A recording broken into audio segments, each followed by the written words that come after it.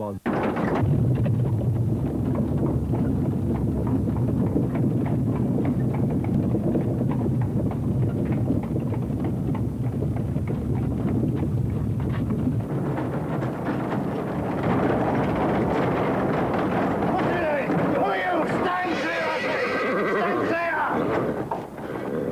No trouble. Just deliver up your prisoners. We mean to have the Fenian men. What the devil's going on? Christ, can I trust none of you? All right, then. This'll open it. Stand back. Get back in Queen's name. No Queen for Ireland. There Come now. along, lads. You're free. Right, lads, you're saved. Out you come. Oh. Run for it! This is what you're for.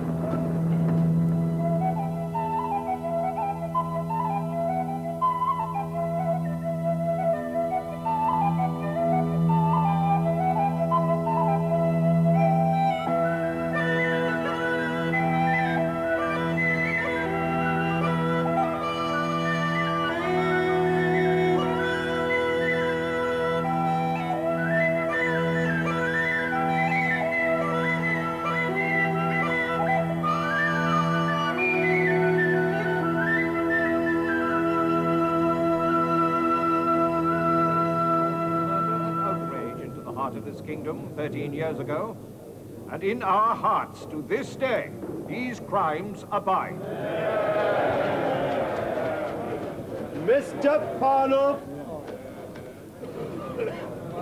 Mr. Speaker, not for the first time has my honorable friend, the Home Secretary, made mention of the events of September the 18th, 1867.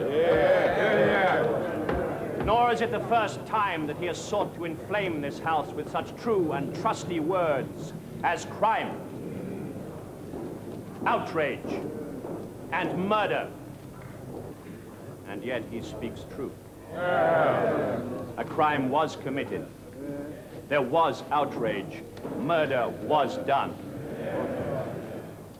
I am glad the murderers agree with me.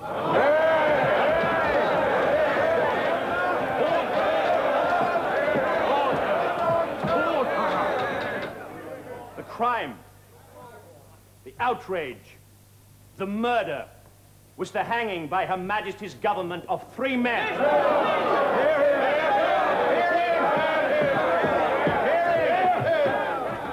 Who had no hand, act, or part in the accidental shooting of Sergeant Breck. Order! What was the true crime committed by these 3? By Allen, O'Brien, and Larkin? It was the same crime of which I too stand indicted as grievously as did they. It was treason. The same treason that turned these eyes towards England and first brought me into this august assembly and made of me the voice of my party and the conscience of my race. And it is a vile crime indeed. For it holds that any man, be he Irish, French, African, or even British, shall have the right to dwell in his own house and there make the laws under which he shall live. For that, Mr. Speaker, you may hang me as well. I would not live otherwise.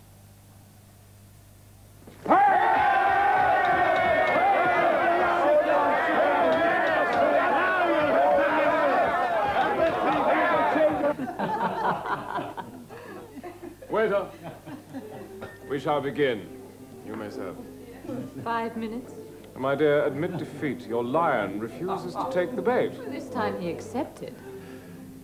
I have his note. And that's all you have. My poor innocent Kate, you have yet to learn that when you invite the Irish to dine, you invite their bad manners as well. Do I, Willie? There are, of course, exceptions. I agree. Thank you, my dear. No, not at all. I was referring to Mr. McCarthy. Thank you. How very clever. Yes, and most handsomely deserved. Oh, Anna, spare me. Your sister outguns me already. Have mercy. Too late, sir. You're outflanked. To accept and then not to come. He must be every bit as dreadful as people say. How many times is it now, Catherine? 3. How many? He has no breeding, none. Why must you bother? Ask my husband.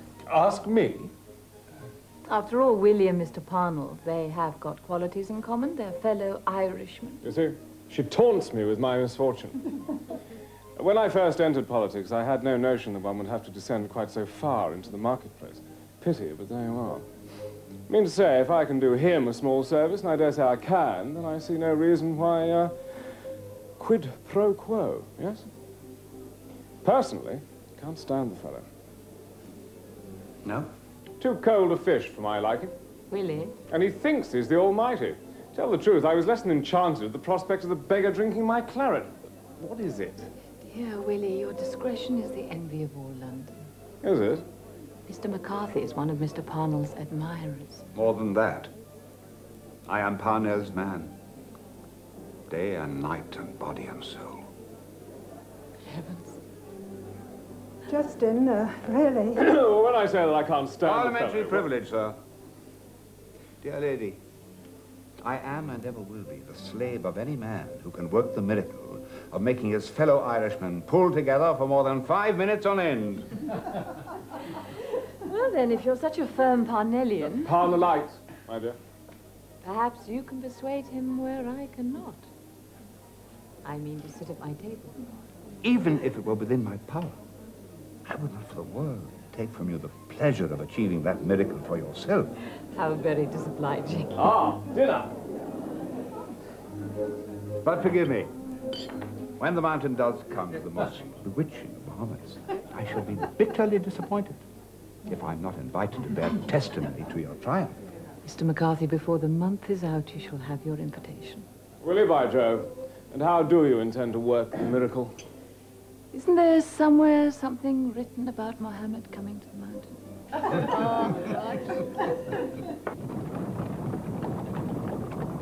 You really think you can persuade him? If you say it's necessary, then I must. And if we are to be poor otherwise, then it would seem to be necessary. Be fair, Kate. Speak as though I were a bad provider. Willie, you're the best man in the world in many respects. But for the moment, we must be dependent on Aunt Ben until she passes on to her reward. We come into ours. Anna, you are wicked. Poor Aunt Ben. How is the old dear? Still 87, Willie. I was in the way of saying, my darling, that while you provide our bread and butter, and very nice it is too, for our cake we must depend on Aunt Ben's goodness.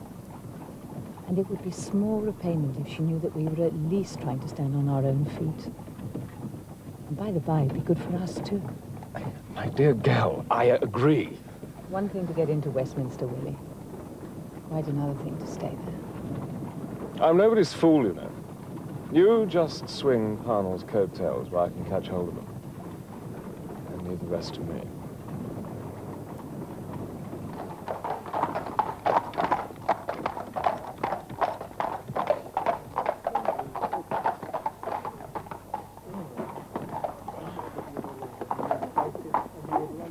I wish you good night, Anna. Catherine is coming on to our mansions. What did you say? Family matters to discuss, so if you will excuse me. Anna, stay where you are. Do excuse us, Anna. Good night. Let her go in. Stay with me. No such thing. I say you will. Driver! Don't you dare. Willie, this is too bad of you. I say we have an arrangement. Your arrangement. To which you agreed. You would live in London, I at Eltham, and I would stay with Anna when I came to town. Don't Now, it's the devil with your arrangement. Come back to Albert Mansions. shouldn't I find it a trifle overcrowded? Oh, Kate, that is unworthy. What innocence. Willie, you're a little worse for port. Now, be my gallant captain, help me down. Come out on Sunday and take the children to Mass. You are not a good wife.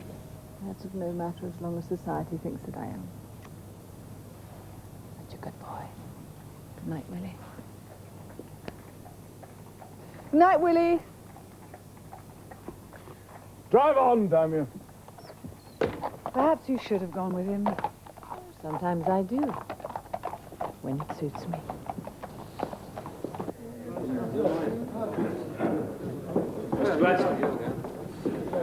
word. I think so. I have not been honored with your acquaintance. The member for Meath, sir. We perhaps know each other by sight. You were good enough to read to the House some inflammatory passages from a speech I made in Sligo. Could I trouble you, sir? Most certainly. A portion of what I thought you said seemed unfamiliar. Of course, may have been the delivery. Now, let me see. Have you been to Sligo, Prime Minister? I have not. Scenery is much admired. I recommend it. Ah, here it is, as I thought. That passage is inaccurate. I never said it. Sir, I am obliged.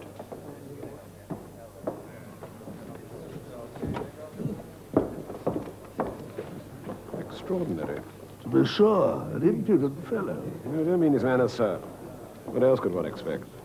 I mean, if what you said was inaccurate, why did he not demand a correction?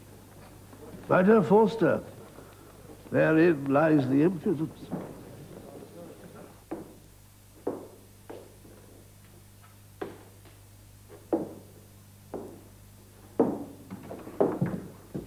David, there you are. I was detained. You may blame my good manners.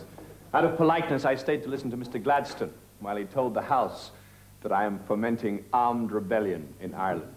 I wish to God it was true. I know you do. Have you met Timothy Healy? How do you... Oh, I beg your pardon. Not at all. I'm used to being without it. It was mislaid in a mill in Aslington when I was 11. Healy is from Cork. In the manner of his kind, he has made himself indispensable. I see. I try to be useful. I'm well repaid. You had no problems at the gate? None, thanks to your passepartout. I told the attendant I was on ticket to leave from Dartmoor. He thought I was joking. All's arranged, then, for Ennis. Aye, I'm told there'll be 5 priests with us on platform. Good God. Sounds ominously as if we're becoming respectable. Very well, then, David. Ennis it shall be, and I shall endeavor to walk your tightrope. Is that what you call it? Or a razor's edge. Come now, I think we know each other. It's a double game. Shall we pretend otherwise? I'm saying not. Next week at Ennis, and in the villages and on the bog roads, I shall play the card of death for Ireland and bow the knee to the sainted martyrs of our land. And there'll be those, yourself included, who will wonder if I mean a word of it. Or am I? Or may the saints look down, a peacemonger at heart. Here in Westminster, on the other hand, I denounce violence. I preach obedience to the law, and again, I am not believed. They will swear to it that I'm in league with your Fenians, that I connive at outrage and murder. Tell me, David, which version do you prefer? That depends on whether you're a hypocrite or a play actor. Come now. How else, except by pulling opposing strings, can a marionette be made to dance? Do you mean our people or those in Westminster? In the mass, is there a difference? Healy, find me the paper, will you? Last month in Dublin, we came to an understanding. The Fenians would accept your leadership, given certain conditions. 1, I shall not discredit your ideal of independence to be won by physical force. 2, we shall demand no less than an Irish Parliament with full power over national interests. 3, the land question to be settled by tenant ownership. 4, here it is. The invaluable Timothy. Our agreement was verbal. Now it is written down. And by signing it, I give my word that I have promised no less.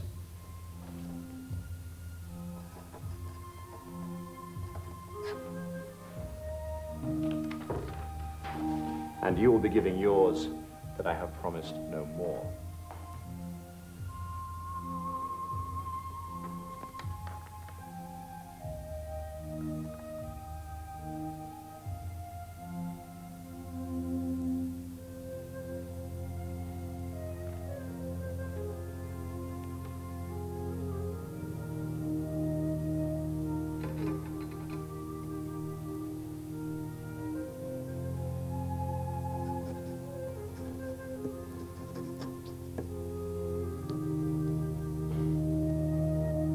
I think I believe my visit was social. But what else? Healy, fetch a glass of sherry for our guest.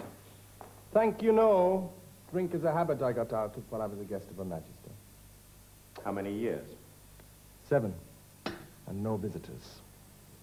Still, it was educational. Having but one arm, I learned to pick oakum with my teeth. I admire your courage. I don't account myself a coward, but the thought of confinement in a prison cell fills me with terror. I don't believe I should survive it. Yeah, but she does. Well, no. What is it, Healy? Mrs. Catherine O'Shea. Who? Captain O'Shea's wife. She's in Palace Yard. Will you go to her? Confound the woman. Does she never give up? Will the uncrowned king deign to spare? Damn her impudence. A lovelorn female. Worse, a giver of dinners. Healy, tell her I'm engaged. She sends word that she will wait. Am I to be spared nothing? Very well. The lady invites brutality, then by heaven she shall have it. Forgive me.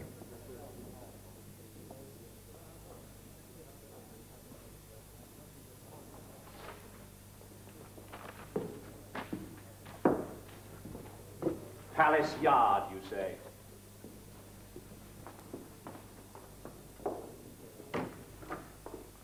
Most impressive.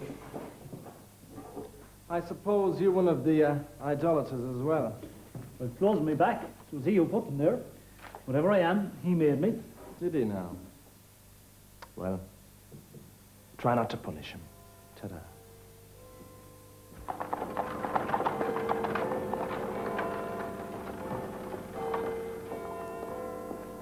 Catherine, the mountain approaches. Mrs. O'Shea? As you see, Mr. Parnell, I dare to beard you in your den. My sister, Mrs. Steele. How do you do? Sir, you are unkind. You did not come to my dinner last evening, nor the one before it, and nor the one before that. Am I to know why? Am I, Mr. Parnell? I did not come because I took my hostess to be the kind of woman she is not. Honestly? What a bad beginning. And now that you are disabused, is she perhaps the kind of woman who could induce you to grace her table? Tomorrow I go to Paris for my sister's wedding. Next week I'm to address a meeting at Ennis. That is in County Clare. So I have heard. My husband is member for that county. It had slipped my mind. So shall we say between Paris and Ennis? London. Most appropriate. Do you like the theatre, Mr. Parnell? I detest it. Good. I shall engage a box for after dinner, and it shall be your punishment. Goodbye, Mr. Parnell.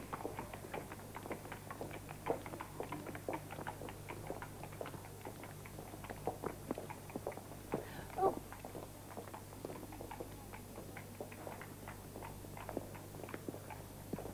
Allow me.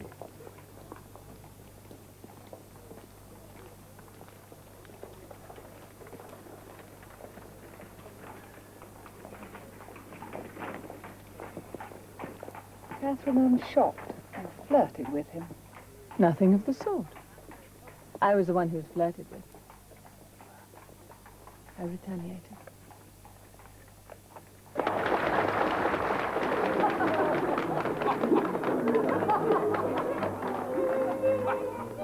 The young lady told me that her parents would not hear of her living in Ireland. Any more than I was prepared to live in America. For her own part, she gave me to understand that since I was a Protestant landlord, and I lacked a title, I was therefore a gentleman only by hearsay. And were you heartbroken? Inconsolable. And you never saw her again? When I was in Boston this year, she attended one of my public meetings. My Miss Woods is now the wife of a prominent lawyer. What did you say her name was? And has grown quite fat with contentment. Did you call her Miss Woods? You cannot know her. Wood was my maiden name, in the singular, that is. Singular in more than one sense. Extraordinary. Isn't it?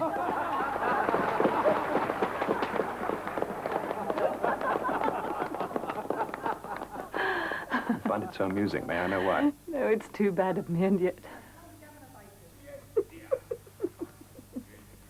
Whatever it is quite over my head. Oh, it's unforgivable. But, Mr. Parnell, it occurred to me that you're not yet out of the woods.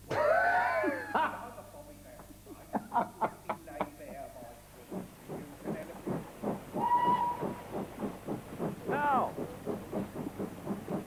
what are you to do with a tenant who bids for a farm from which his neighbor has been evicted? Shoot that bastard! I think I heard somebody say, shoot him. Newspaper! But I wish to point out to you a much better way. A more Christian and more charitable way, which will give the lost sinner an opportunity to repent. When a man takes a farm from which another has been evicted, you must show him on the roadside when you meet him. You must show him in the streets of the town. You must show him at the shop counter. You must show him in the fair and at the marketplace. And even in the house of worship. By leaving him severely alone. By putting him into a sort of moral Coventry. By isolating him from the rest of his kind as if he were a leper of old. You must show him your detestation of the crime he has committed. A man may survive a bullet or the stab of a knife. He will not, I pledge my word, be so lost to shame that he and his will endure a world of silence, solitude, and contempt.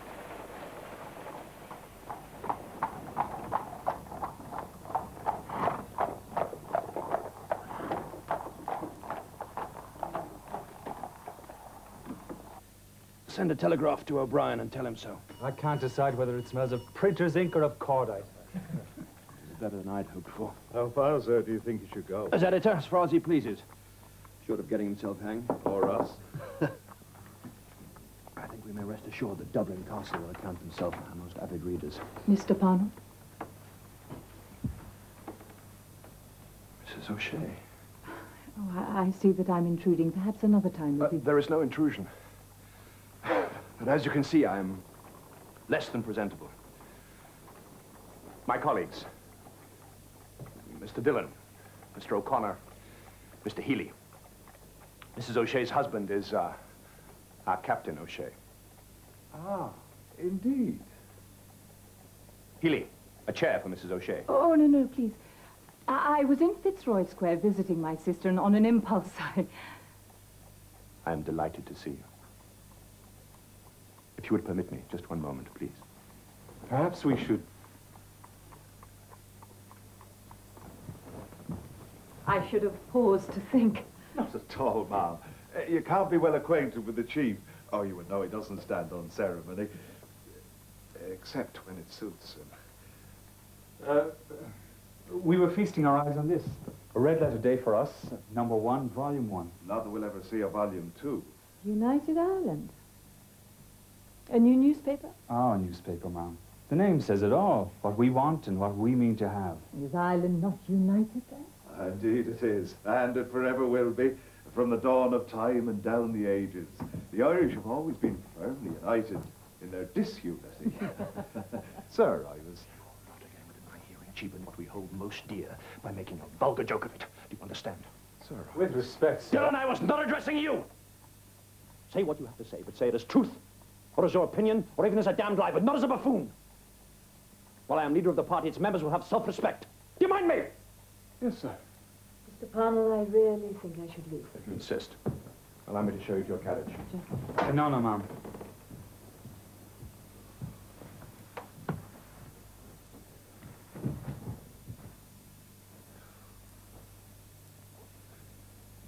Wait, please. May I sit in?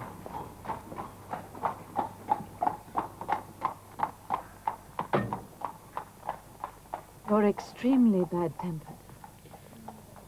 Self-discipline is not one of the Irish characteristics it requires to be instilled. You instill it very well. Am I to know why I've been honored so unexpectedly? I told you I gave way to an impulse. It was foolishness. Was it? Last evening, I entertained a colleague of my husband's and yours at dinner, the O'Gorman man. The old rogue. At dinner, he told us and smiled as he did so, that you had returned from Ireland in worse health than when you went there. He went on so far as to say, even more gleefully, that you were unlikely to last out the session. Seeing that he himself is 80, I could return the compliment. You look wretched. I think I agree with him. Well, then. I want you to come and stay at Elton. Dear lady. I know that you neglect yourself. London isn't good for Irishmen. They die of it. At Eltham, at least you'll have proper meals and you'll be looked after. The air is clear and you will sleep. I mean, dear heavens, just look at you. You take my breath away.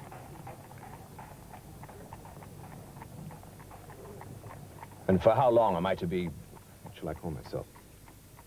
Your patient. Until you are well again. A dead man could not be of much help to my husband. Willie has mining interests in Spain, but the poor dear has no head for business, and, well, I think the politics are really his last hope, don't you? I see. I wonder if you do. In return for your hospitality, oh, hush. You propose a bargain, then? Mr. Parnell, I may not be a woman of the world, but I do know that if I were thought to invite you to my home for my gain and my husband's, all society would applaud. They would smile and be wise and say, yes, yes, that's how affairs are managed. What does my husband call it? The marketplace. But if you were to come to Eltham only as my friend, the impropriety of it would rock London. Mrs. O'Shea, I think I may have to revise an opinion. Of me? I met you for the first time on the same day I first met Mr. Gladstone. I made the mistake then of thinking my meeting with him was the more momentous. Then you will come to Eltham. If it were only possible. I've written out the address. Warnish Lodge, can you read it? When my affairs are less pressing, I would be. Your affairs will always be pressing. I shall expect you 3 o'clock. And that's where my Aunt Ben lives, Mrs. Benjamin Wood. You won't meet her today. Each Wednesday, the author, Mr. George Meredith, comes to read to her. She pays him £300 a year, providing he doesn't utter a word from his own book. Indeed. If he ever tires of his work, pray let me know.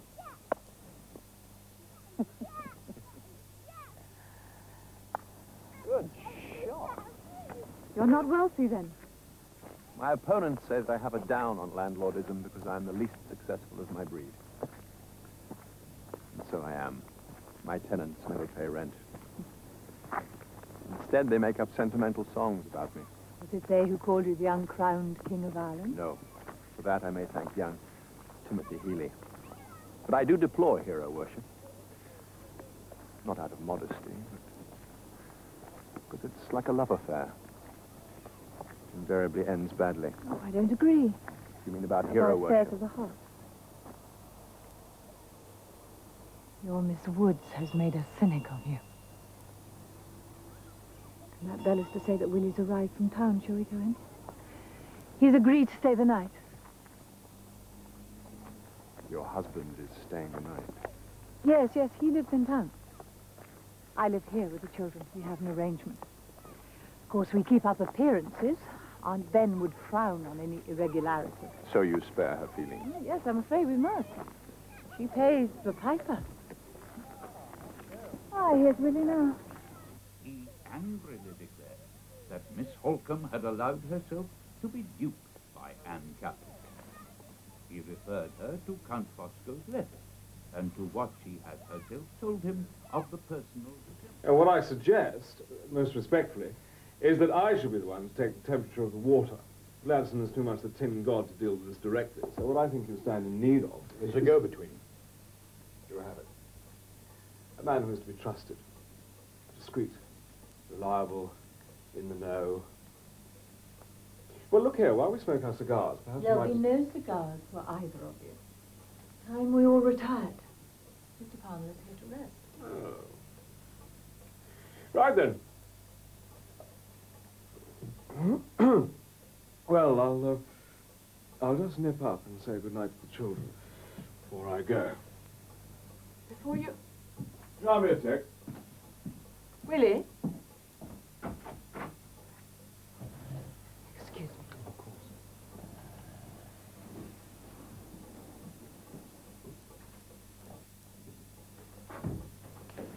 Shall I clear now, Ma'am? Yes. My darling girl, what a marvel you are. I should scarcely have thought it possible, but you've done it. We've got him. You cannot possibly go back to town. You gave me your word. And in good faith, my love, but the notice was a trifle short. Unexpected business. At this hour? With whom? One of your women? Oh, for shame, Kate. I must meet the boat train from Paris. As long as Mr. Parnell is here, so must you be. Would you prefer a scandal? My love, I trust you. Caesar's wife. There is hardly... As for Parnell, poor fellow's as weak as a kitten. I warrant you'll get no trouble there. Yes, Willie, that remark is worthy of you. Well then, thank you. Tell me, how did you get him here? I went to his lodging. Alone. Did you, by Jove? Good girl. But look here. Now that you've hooked the fish, don't lose him. Use the gaff. Carry on the good work.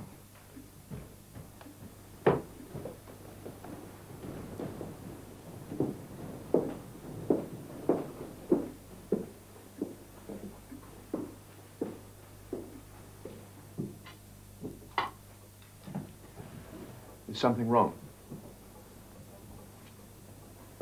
Mr. Parnell, what's a gap?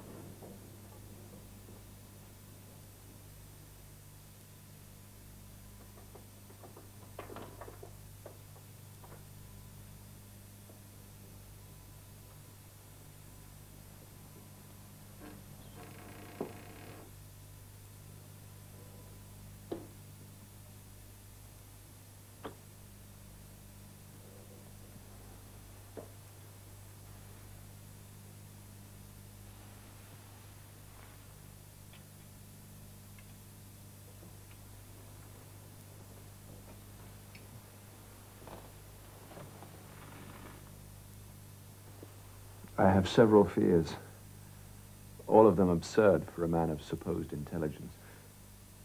One of them is to sleep in a confined place. I must have an open door. And I abhor the number 13. To see 3 candles burning in a room, and the color green. You know, the color of the benches in the House of Commons. Green, are they? The Irish flag. Whenever I speak publicly, the platform is draped with flags and shamrocks. Whenever I look out of my window at home in Avondale, I see fields. And in the summer, woods as well.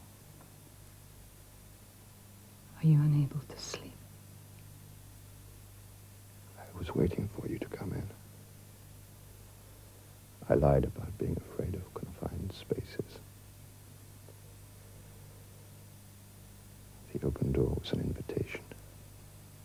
The invitation is not accepted.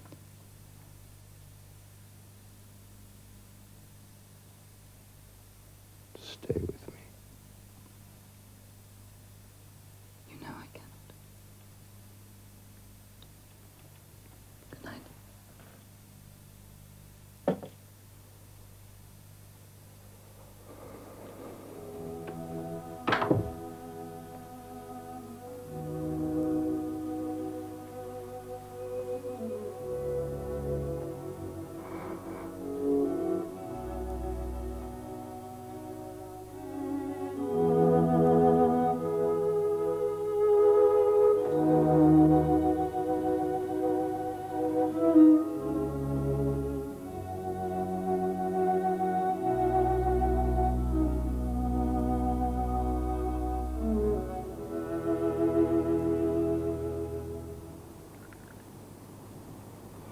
take sugar? 1. 1. Am I to remember that? I would advise it. It would save years of my having to remind you.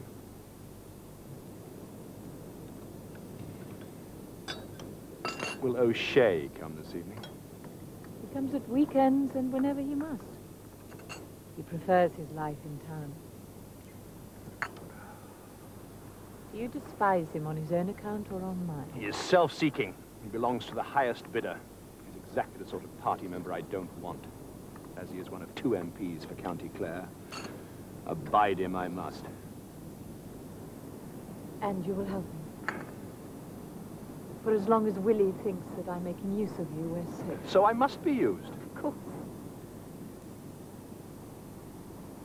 And your party, what will they say? They will complain, but not to my face. Perhaps they will take you for a serpent in whose coils I am helpless. You must be discreet. For your sake, of course. For your own? My life. Your life and mine is our concern, no one else's. You believe that? One day I shall have a government for Ireland in the palm of my hand. If I were to say to my people, destroy me, and you destroy that government, if I were to confront them with such an alternative, which do you think they would choose? I think they'd choose to be Catholics.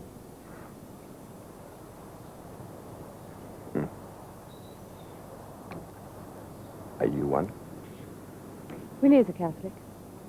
Although you'd not think so on weekdays. But even he's an impressive sight on Sunday mornings. Then we must make sure to steer clear of Catholics and their Sunday clothes.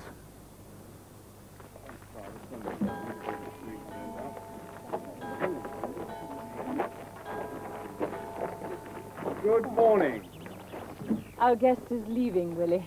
He's come to say goodbye. Say thank you, at any rate. Captain O'Shea and I shall meet on the morrow. So we shall. Not saying how I shall vote, mind. Indeed. Then we must talk first. Well, frankly, I'm a government man. Always back the winner, that's what I say. Is it? Thank you for your hospitality and your kindness. I'm in your debt. Rot. Delighted to have you. Send you the bill tomorrow. Unless you need the carriage, I'm taking Mr. Parnell to the railway station. Now, do so. Do so. You can catch up with us on your way back. Splendid morning for a stroll, eh, children?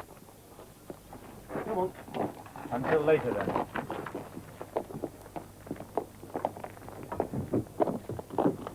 Never see the back of it. But you heard what he said. He's not saying how he will vote. Well, is it so important? I'm putting the motion that all Home Rule members will henceforward sit in opposition. And a dissenting member will render himself liable for expulsion. The idiot. But why? Perhaps he wants to find out how far I may be pushed. Well, this is the beginning of the price we pay. Then it's too high. We must stop now. No, I'll save his skin. You and I will go on.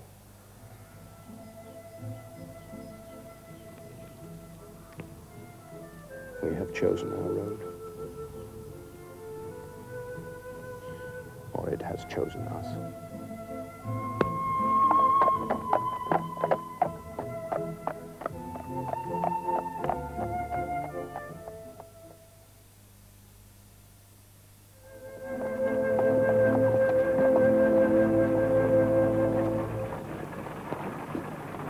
May God lead you to a better way of life, my child.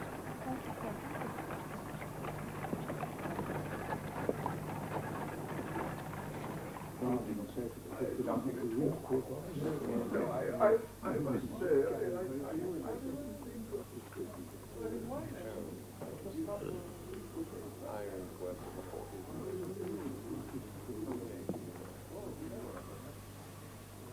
Prime Minister.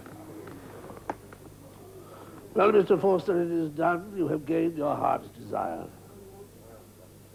The Queen's speech will propose a coercion bill for the protection of persons and property. Thank you. A great victory. Is it? For whom, pray? Surely for us. Parnell is done for. We've beaten him. How? By giving the Irish what they love best. Tyranny. Mr. Forster, they thrive on. And they have earned it. No. That I will not have. Sir, the Parnellites preach sedition. I order their arrest and an Irish jury sets them free. A landlord can no longer relet his own property because he, his agents, his bailiffs, and his would-be tenants are sent to Coventry. If any one of them falls ill, they die. For no doctor will come. Prime Minister, observe that man. He was the agent for Lord Erne in County Mayo. Parnell's crowd was so successful in his case that they no longer speak of sending people to Coventry. They've named their blackguardism after him. Boycott. And the fool takes it as a compliment.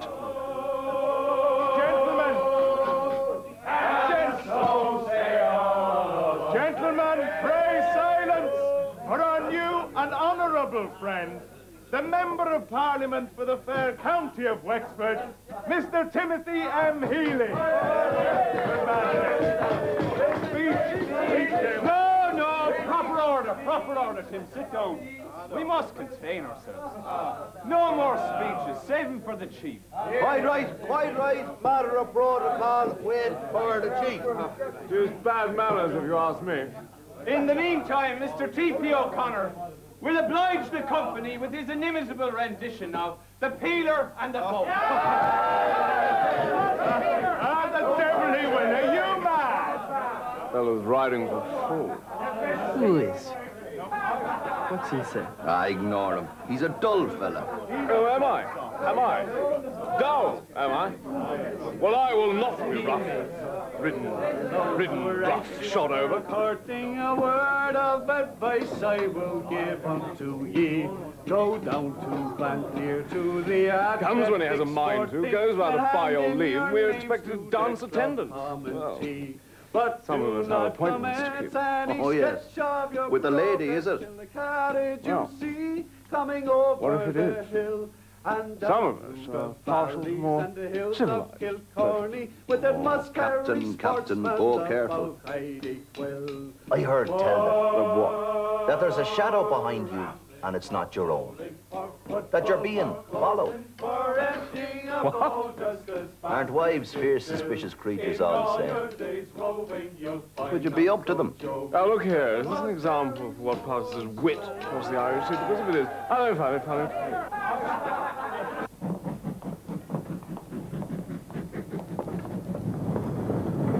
Hey, man!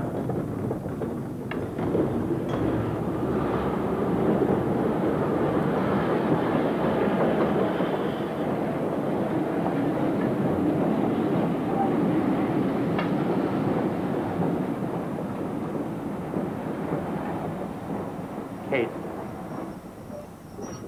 Charlie. Oh, what on earth have you... It's my disguise. Don't you like it? Oh, my darling, but you're magnificent, Vegan. I'm told I'm quite unlike myself. Oh, yes, a disguise. Well, my darling, you may be in need of one. Willie was here. I know, I just caught He sight came of him. without warning. I'm so afraid that you and he might meet each other. The stuff of farce, I believe. He was not sober. He accused me of having him followed. He said he'd retaliate, that he would search the house and find evidence against me. Oh, my darling, I think he's done so. He's done so? What do you mean? He found your portmanteau upstairs, and he's taken it away with him as proof. By Jove. The farce becomes riper. Tell me, does he keep clothes of his own here? Well, yes. Good of him to oblige. At least I shall not begin tomorrow without a change of linen. Charles, he's found us out. Nonsense. Now what about my beard? You see what sacrifices I make for you. Parliament doesn't open for another week. Meanwhile, this adoring, uncrowned king will take his queen away with him. We can have 5 days without the faintest risk of detection. My darling, we can go away to Brighton, Eastbourne, further afield, Paris, perhaps. Charles, it's useless. You make too much of it. Your husband was drunk. Charles, I'm with child.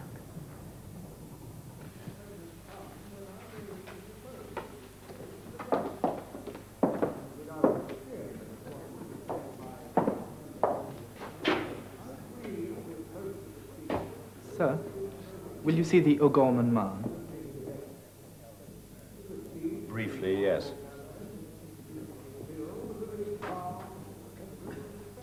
My respects, sir. My business is... All the better, I'm sure, for being done in comfort. How do you do? Will you sit? Thank you. I think not. I was about to say that my business is, by its nature, personal and private. I wonder if there is a difference. Harrison. Of course. Sir, I am at your disposal. The question is, sir, whether you are at Captain O'Shea's disposal. Ah. Captain O'Shea asked whether you would be kind enough to be in Lille or any other town in the north of France that suits your convenience on Saturday next, the 16th. France, you say? You are aware, sir, that under the laws of England, affairs of honor cannot be settled as gentlemen would wish. Matters of honor. Oh, you mean a duel? Yes, I had heard. Very well. By all means, done. That is your reply?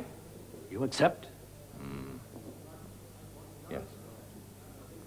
The 16th. One moment, sir. Since you appear to be a friend of Captain O'Shea's bosom, would you be kind enough to ask him what the devil he has done with my luggage? I have searched half the cloakrooms in London, and not a trace of it.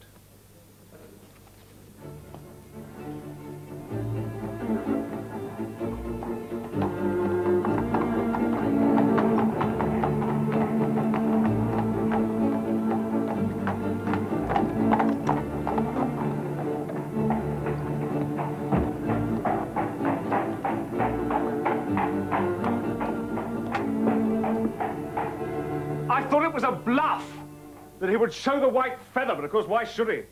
Living on that estate of his, has been used to handling guns since he left his mother's knee. Probably never misses.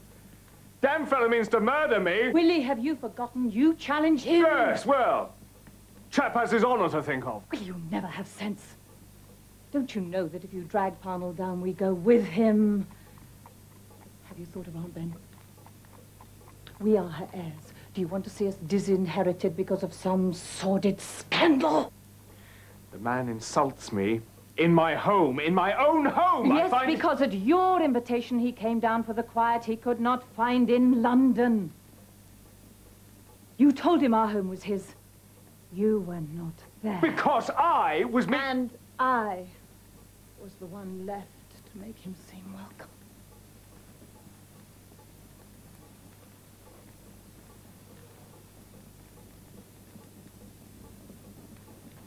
There was nothing improper between Catherine and Mr. Parnell.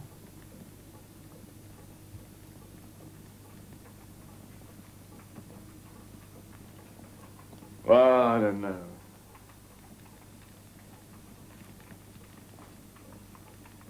Does Kate say so? Yes, Kate says so. Now, you goose. Write and withdraw your silly challenge.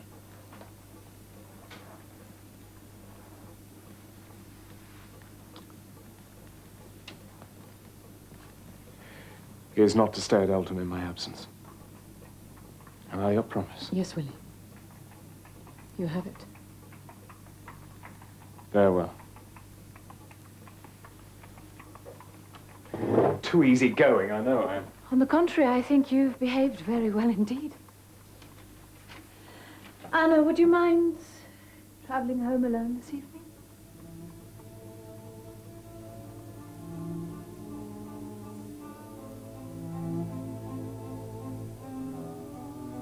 Swore to what's never true. Made promises I'd never keep.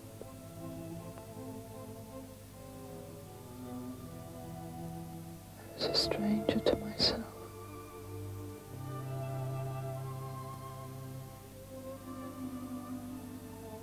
yet I lied and wronged him as easily as if I'd done so all my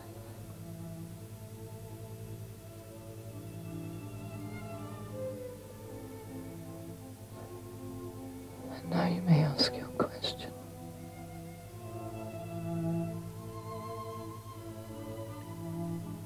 Will he know that the child is not his?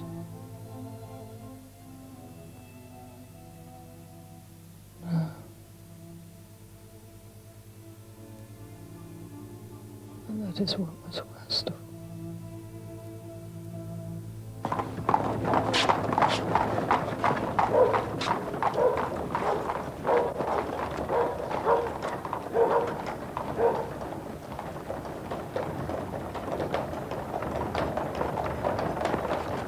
You are Michael Davitt? I am. Grand. You're under arrest. On what charge? Charge? Well, the new act doesn't bother its thatch about charges. New act? Wait, let me see now. What about behavior not in accordance with the conditions of leave for a convict? Are you mad? No more talk. Oh, God, would you put handcuffs on a one-armed man? Give over. Come on with you. You'll spend tomorrow night back home in Dartmoor. He said nothing, not a word, even to you. My dear man, a secretary is not a wife. You could have asked him. Oh, to be sure. Excuse me, Mr. Parnell, sir, but where are you off to and for how long? I know the answer I'd get. Well, he's picked the right time. With David arrested, could be our turn next, even his. His?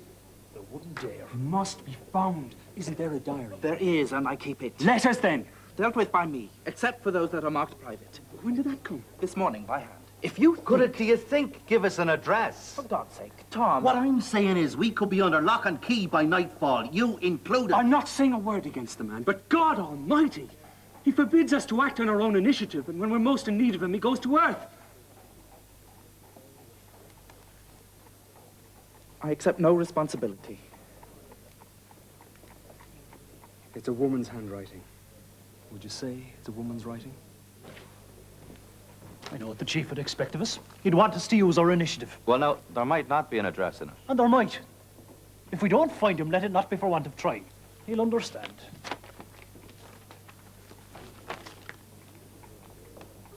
Well? Does it say where he is? Mr. Parnell! Sir, we were anxious about you. There's news from Dublin. David! What is that? Sir, it has been 2 days. We were at our wits' end. The letter was our last hope. We thought it might contain an address. Get out of my sight. It was with the best of all possible... Do you hear me? Sir, we were distracted with worry. We had no notion of where you were. I take it you have business here. Sir Davitt was arrested at 1 o'clock yesterday. I read the papers, Dillon. Did you think the government suspended habeas corpus for purposes of amusement? Then what are we to do? You will go to Dublin, replace Davitt, restore confidence. Mr. Gladstone is painfully aware that our party will one day hold the balance of power. If he has sense, he'll not interfere with us. And if he does? I mean, if you should be arrested, violence? Perhaps, if that should happen, Captain Moonlight will take my place. We go to Wexford next week as arranged.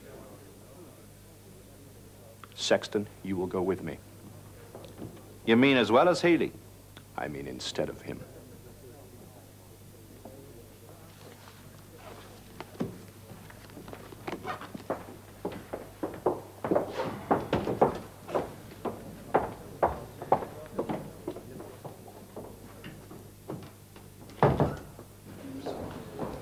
We're reading there. Healy! I thought he was about to strike you. What the devil was in that letter? It was from one of his conquests. A girl in Holloway prison who had his bastard. Looking for money. My husband, it is a short hour since you left my arms. For as long as you are away from me, know that for good or ill, I am now your wife, your lover, and the mother of your child. While you are in Ireland, write or wire me to say that you are well, and I will try not to be unhappy until you are with me again.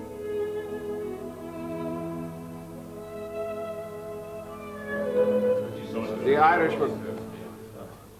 The Irishman who thinks he can now throw away his arms will find to his sorrow and destruction that he has placed himself in the power of the English enemy.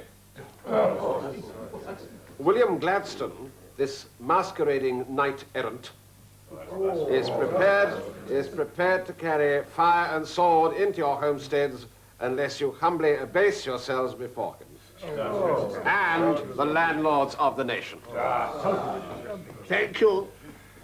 Mr. Parnell seems determined to force our hand. What are his present whereabouts? My people report that he left Wexford after his address and is in Dublin. Have the goodness to go there, obtain a warrant. Honourable colleagues are in agreement? Yes. Prime Minister, is it to be one warrant for Parnell alone? No. Let us rid ourselves of the limbs as well as the head. Trophy night. Where's your mistress? She's in the drawing room, sir. Billy, what brings you here? Have I been having you followed again? It's happened at last. I said it wouldn't, it has. He's got his comeuppance. Laid by the heels, by God. You have to swear. What are you talking about? Parnell! He was arrested in Dublin this morning. And Sexton and Dillon and others along with them. They've been thrown into Kilmainham jail. What have you got to say to that? I'm hardly surprised. I didn't think he could keep out of prison much longer, did you? Kate, why are you trembling? You seem distressed. Not at all. I'm trembling because I'm so very glad to see you, Willie. I had intended to send you a note, but now you're here, you can hear it from my own lips. I have good news for you.